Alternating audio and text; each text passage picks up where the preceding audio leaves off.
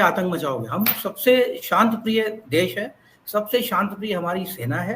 हम human rights का पूरा आदर करते हैं और हम कहीं भी किसी भी जगह कोई गलत काम का साथ नहीं देते। अभी जो आपने देखा है अटैक, ये ऐसे लोग हैं जिन पनप रहे थे। जब ये लश्कर तोयबा नाम है, जैसे मोहिद्दीन है, ये मोहम्मद है, ये सब क्या करते हैं, बाद में अपना नाम चेंज करके फिर से ऑर्गेनाइजेशन बना लेते हैं। जैसे आपने देखा मरकज और पता नहीं क्या क्या करके नाम रखे हैं इन्होंने। तो ऐसे कैसे चलेगा? पाकिस्तान पूरा सपोर्ट कर रहा था, इसमें कोई एम्बिग्यूटी और कोई डाउट नहीं। हमने इस बार उनको ये दिखाया है कि अब आप ये करके देखिए, और हमारा ये यूएन चार्टर के बेस पे हमारा पूरा अधिकार है कि हम उन टेररिस्ट ऑर्गेनाइजेशन को वहां जाके बर्बाद करें। हमने यूएन चार्टर का पूरा पालन किया है, हमने कहीं भी कोई इंटरनेशनल या यूएन के उसका उल्लंघन नहीं किया, रूल्स रेगुलेशंस का। हम अपनी पूरी आज़ादी और पूरी उसके तरीके से हमने ये अटैक किया। अटैक नहीं कहेंगे, हमने ये ऑपरेशन किया। अटैक तो हम बिल्कुल नहीं कहेंगे। हाँ, ये पाकिस्तान अपनी तरफ से बोल सकता है कि एक्ट ऑफ वॉर है, वो बोलता रहे, हमें उससे फर्क नहीं पड़ता।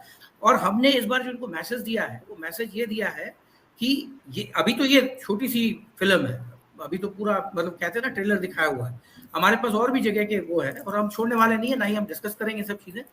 आप ये देखिए क्या बढ़िया प्लान किया है इनको, हमने सरप्राइज पूरा रखा है इनको पूरे टाइम। ये 7 मई का देखने लगे कि हम लोग ये ड्रामा करने वाले ये वो, और हमने अपना काम करके हम चले आए। अभी रिटेलिएशन में इनकी जनता इनके पीछे पड़ेगी, कोई डाउट नहीं है। वो बोलेगी क्या कर रहे हैं आप लोग, लेकिन मैंने एक मैसेज उनको जनता को भी दिया है कि इनकी आर्मी जो है सबसे बड़ी इनकी दुश्मन है इनके देश के प्रोग्रेस की। इसी वजह से ये आगे बढ़ नहीं पा रहा है, ना ही कुछ अमल हो पा रहा है। और ये हमारे देश में अननेसेसरी का गड़बड़ी मचा रहे हैं, अपने देश के प्रोग्रेशन पे ध्यान नहीं दे रहे।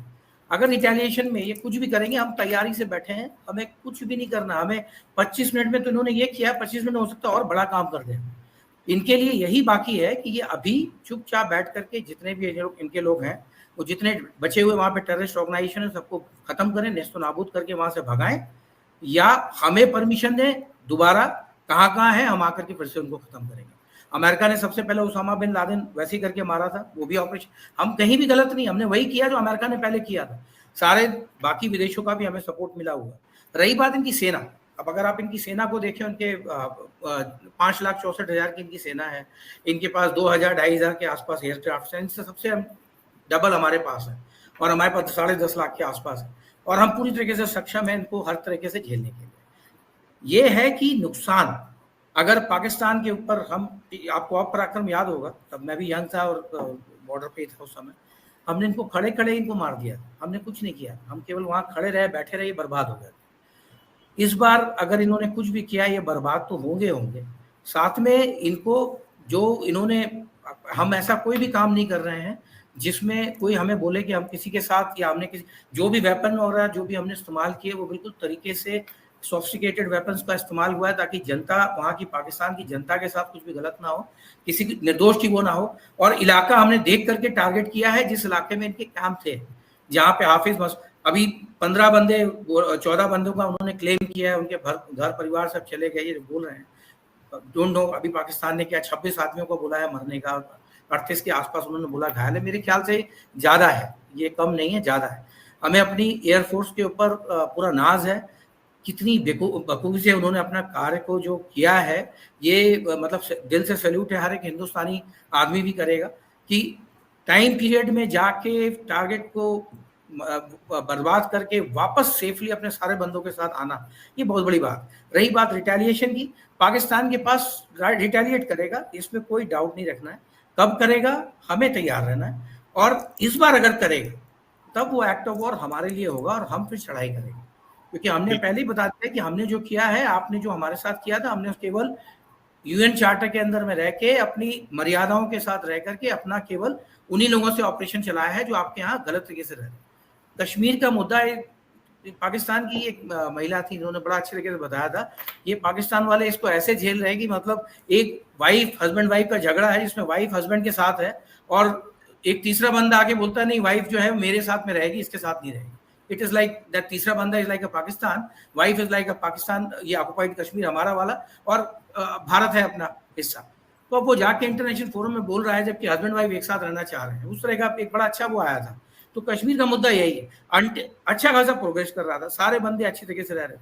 सबसे बड़ी चीज ये जो मैंने रिटेलिएशन की बात की, हम बिल्कुल तैयार हैं, और रिटेलिएट वो करेगा, अपने तरीके से करेगा, चाहे जैसे करे। नीचे लेवल पे नहीं करेगा, कोई भी ओछी हरकत करेगा, क्योंकि बहुत ही गंदे मानसिकता वाला देश है, जिसके जो अपने प्राइम मिनिस्टर के लिए नहीं रह सकता, जो जिनके प्रेसिडेंट जेल में जाते हैं, उनकी मानसिकता क्या आप सब समझ सकते हैं। ये वो बड़े अलग टुच्ची टाइप की मानसिकता के लोग, तो हम इनसे एक्सपेक्ट कुछ भी कर सकते हैं, कहीं भी तक गिर सकते हैं।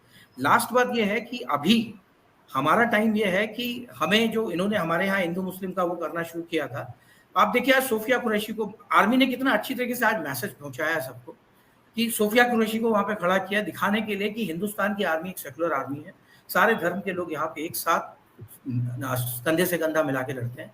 हमारी आर्मी में हर धर्म से पहले हम अपने आप को इंडियन मानते हैं, हमारा धर्म केवल इंडियन है। तो वो मैसेज भी आज चीफ ने दे दिया हमारे, और इसी तरह से मैं भारतीय सेना को सैल्यूट करता हूँ, जिस हिसाब से उन्होंने ये चीजें बख्तियार की ऑपरेशन को तरीके से बहुत ही सोची समझी तरीके से किया है, इसके लिए उनको बहुत बहुत धन्यवाद, और देश की जनता उनके साथ में। बिल्कुल बिल्कुल, नहीं आपने बिल्कुल ठीक कहा कि एक संदेश जो देना था हमने संदेश दिया, हमारा कहां तक ये जाने वाला है, कितनी दूर तक ये जाएगा, और क्या संभावना इसको लेकर है कि कहां तक पहुंचने की संभावना, वही सवाल मैं आपको बहुत क्लियर करता हूँ। आज की डेट में कन्वेंशनल वॉर जो है वो ज़्यादा दिन नहीं चलती। जैसे ही कन्वेंशनल वॉर स्टार्ट होती है, आपके पास जितना मैसिव डिस्ट्रक्शन आप कर सकते हैं दूसरी कंट्री का इंफ्रास्ट्रक्चर बर्बाद करके, क्योंकि वही है ना कि वो दोबारा खड़ा ना हो पाए, ताकि वो अपने आप को बिजी रखे। तो जो वॉरफेयर आज के टाइम में है वो कई सारी, psychological warfare, biological warfare, nuclear warfare तो बहुत लास्ट में आता है। तो अभी जो लड़ाई हमारी होती है वो कन्वेंशनल वॉर आज की डेट में, जो हम सोचते हैं ना कि वो पैदल चल करके जाएंगे, वो जमाना चला गया। आजकल कई तरह की वॉरफेयर है, साइबर वॉरफेयर है। अभी इन्होंने जैसे साइकोलॉजिकल वॉरफेयर चलाई थी पाकिस्तान ने, पहलगाम वाला जो उसके बाद का आफ्टर इफेक्ट है, that was a part of a psychological warfare, कि बंदे को छोड़ के बोल दिया जाओ हिंदू, ये that was a psychological warfare. और आप देखिए कैसे सारे के सारे आ गए। ऐसी साइबर वॉरफेयर जब हम कहीं डालते, स्टार्टिंग तो खैर मानेकशॉ ने की थी, इफ यू रिमेंबर 1971 की वॉर में, जब हमने प्रोपेगेंडा लेटर्स भेजे थे कि सरेंडर कर दो, और उसके बाद उन्होंने सरेंडर हो गया, वो हमारा साइकोलॉजिकल वॉरफेयर एक्चुअली हमने स्टार्ट किया था। अब ये भी वही कर रहे हैं, बट कन्वेंशनल वॉर की जहां तक बात है वो चलेगी 10 दिन या 8 दिन, हमें इतना ही समय मिलेगा, और 8 दिन का हमारा पूरा प्रोग्राम रेडी होता है कि हमें क्या क्या करना है, क्या नहीं करना है।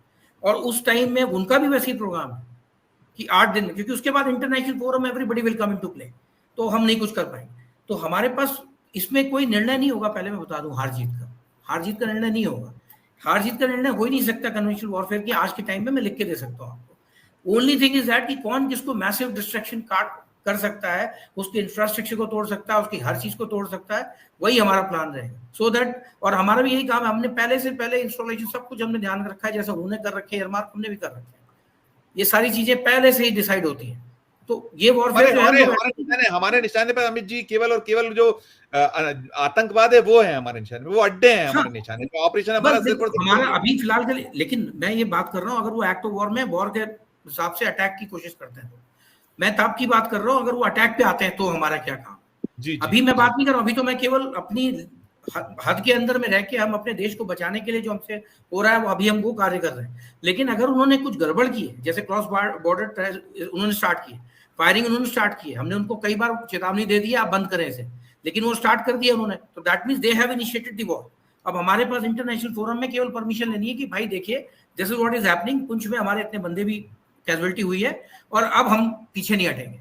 तो ये टाइम में जब हम रिटेलिएट करेंगे, रिटेलिएट के बाद में, वही मैं उसके बाद की बात बता रहा था, वो कन्वेंशनल वॉर हो जाती है जहाँ सब मूवमेंट होते हैं, तो उसके लिए जितना टाइम मिलेगा सबके टारगेट बने। लेकिन हम जब जाएंगे तो ये दोबारा खड़ा नहीं हो पाएगा। देखिए हमने आज मैसेज भी दिया था पाकिस्तान की जनता को कि इनके जर्नल्स सारे के सारे, इनके अकाउंट्स बाहर बने हुए करप्ट जर्नल्स हैं, जब तक के पाकिस्तान इनके जर्नल्स, इनकी आर्मी को हटा करके रियल डेमोक्रेसी नहीं लाएगा। There is no democracy in Pakistan. Democracy is another country. Democracy तब होती है जब आपकी सेना का कंट्रोल प्रजा में होता है। अब इंडियन आर्मी क्या है, इंडियन आर्मी प्रजा के लिए बनी हुई है और पूरा कंट्रोल देखिए नेता के हाथ में। वैसे ही जब तक पाकिस्तान की जनरल्स और ये सब इनके नेताओं के हाथ में नहीं होंगे, पब्लिक के हाथ में नहीं होंगे, ये कभी नहीं सुधर पाएंगे। और यही हो रहा है, इनके अपने सारी इंडस्ट्री चल रही है, सब ये फल फूल रहे हैं। मैंने आज इनको मैसेज सिटीजन्स को यही दिया था कि अगर चाहते हो अपने देश को तरक्की कराना, सबसे पहले अपनी आर्मी का खात्मा करो, अपना कॉन्स्टिट्यूशन चेंज करो, जो तुम्हारे लॉज हैं, कॉन्स्टिट्यूशन है, अगर नहीं चेंज करोगे, तुम्हारी मानसिकता नहीं चेंज होगी, मानसिकता नहीं चेंज होगी तो तुम आगे नहीं बढ़ पाओगे। ये नफरत, जैसे अभी एक भाई ने हमारे बोला, कट्टरता की जो चीज होती है ना, जितने भी आज तक का रिकॉर्ड है, कई सारे एग्जाम्पल्स हैं, कट्टर देश कोई भी आगे कभी नहीं बन पाया। मैं नहीं चाहता मेरा हिंदुस्तान कभी, बोलते हैं ना कि मैं हिंदू राष्ट्र घोषित कर देंगे, हम इंडियंस हैं, हम भारतीय हैं, और हम अगर हम अपने आप को हिंदू बोलते हैं तो हिंदू मतलब एवरीवन। ये हमारे देश की जो बेसिक वो है, हम उसको फॉलो करें, हमारा देश अच्छा चलेगा जैसे हम चल रहे हैं। बस यही चीजें है, और बाकी संदेश, बाकी बहुत सारे लोगों का धन्यवाद, आपका भी बहुत बहुत धन्यवाद जो आपने मुझे मौका दिया। ठीक है।